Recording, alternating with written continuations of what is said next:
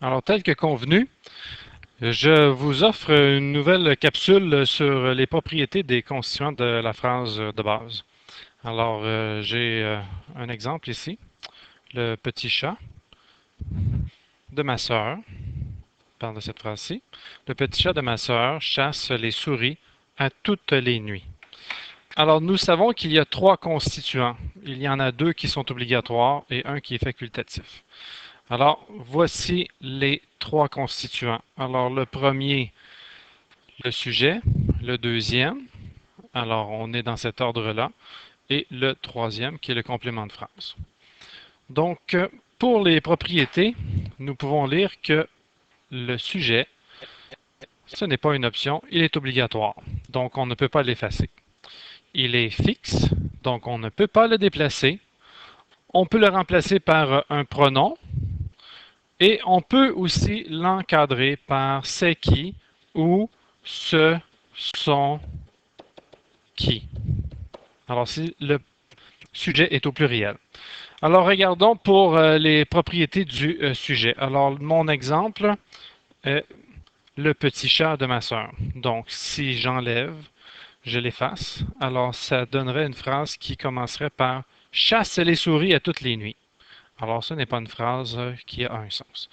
Si je déplaçais et je le mettais à la fin, le sujet, alors je lirais chasse les souris à toutes les nuits, le petit chat de ma sœur, donc ça n'a pas de sens. On peut le remplacer, donc ici, je pourrais le remplacer par il. Il chasse les souris à toutes les nuits. Et je pourrais aussi l'encadrer par c'est, excusez, on va le mettre ici, c'est qui.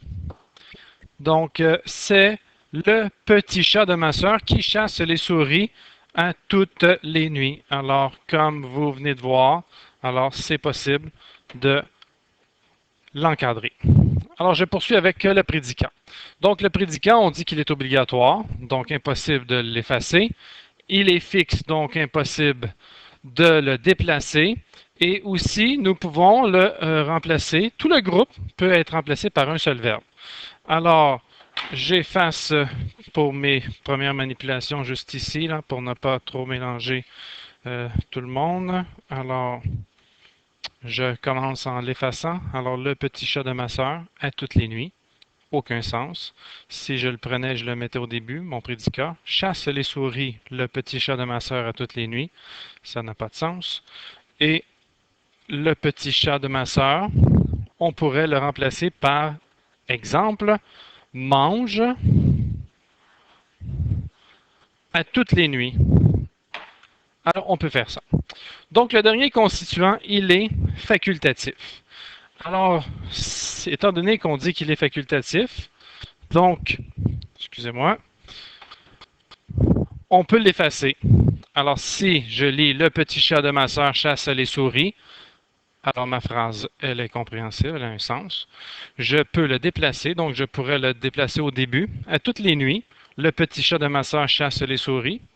Alors, on peut le déplacer. On peut le remplacer aussi par un autre groupe complément de phrase. Alors, ça pourrait être, par exemple, le petit chat de ma sœur chasse les souris aujourd'hui ou toute la semaine. D'autres compléments de phrase comme celui-là. Et nous pouvons aussi ajouter ce groupe et cela se passe à toutes les nuits ou et il le fait à toutes les nuits. Alors, étant donné que ma phrase a un sens en ajoutant cela, donc nous avons bien identifié notre groupe complément de phrase. Alors, je poursuis avec un petit résumé. Donc, c'est assez grand. Alors, on est avec l'aspect obligatoire. Donc, c'est obligatoire. On parle du sujet, évidemment. Il est fixe. Alors, on ne peut pas le déplacer. On peut le remplacer par un pronom. Et la dernière des propriétés, c'est qu'on peut l'encadrer par c'est qui. Pour ce qui concerne notre prédicat, il est obligatoire, donc impossible de l'effacer. Il est fixe, donc impossible de le déplacer. Et nous pouvons le remplacer par un verbe et la phrase aura un sens. Pour le complément de phrase, donc c'est facultatif, alors on peut l'effacer. On peut le déplacer, donc il est mobile. On peut aussi le remplacer. Et on peut aussi ajouter avant ce groupe, comme je l'ai fait tantôt, et cela se passe, et il le fait. Alors, c'est un petit résumé des propriétés.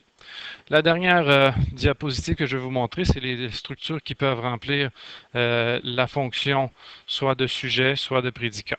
Alors, ici, j'ai pour le sujet, alors j'ai trois,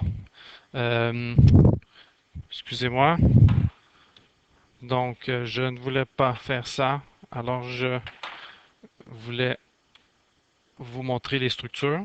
Alors, les structures, il y a premièrement un groupe du nom, un pronom, un groupe infinitif ou une subordonnée. Dans la structure pour le prédicat, il n'y a qu'un groupe du verbe. Et en ce qui concerne le complément de phrase, on a les groupes prépositionnels qu'on va voir un peu plus tard, les groupes adverbiales, ça peut être un groupe du nom, ça peut être aussi une subordonnée. Et je répète que notre modèle de base, la phrase de base est déclarative, positive, active, neutre et personnelle. Alors, j'espère que vous avez bien compris, sinon vous pouvez me réécouter. Merci beaucoup.